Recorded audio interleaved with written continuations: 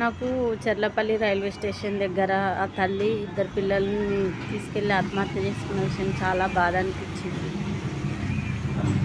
చేతికొచ్చిన ఇద్దరు పిల్లలు మంచి ఉద్యోగం, ఆర్థికంగా ఎలాంటి ఇబ్బందులు లేనప్పటికీ ఆమె ఎందుకు చనిపోయింది, ఏం కారణం ఉండొచ్చు అన్నది ఆలోచిస్తే భయంగా అనిపిస్తుంది. ఎంత బాధ వచ్చిందో ఆమె మనసుకు. ఆమె ఒంటరితనమే ఆమెకు అంత బాధనా, లేకపోతే ఇంకేదైనా బలమైన కారణం ఉందా?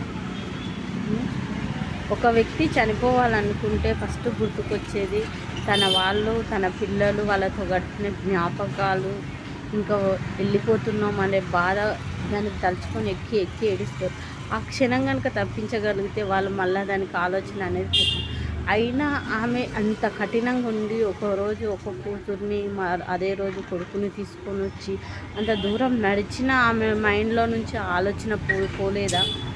ఆమె ఆమెని ఏదో ఒకరు వ్యక్తి లేకపోతే ఇంకేదైనా విషయం ఆలోచన పదే పదే ఒక పురుగు మెదిలినట్టు మైండ్లో మెదిలి తనని చచ్చేదాకా వదిలిపెట్టలేదు. ఆ విషయం ఏంటిదో, ఆ ఆలోచన ఏంటిదో, ఆ వ్యక్తులు ఎవరు. కానీ ఎంతో బలమైన కారణం ఉంటే ముగ్గురు నిండు ప్రాణాలు గాల్లో కలిసిపోయి ఉంటాయి.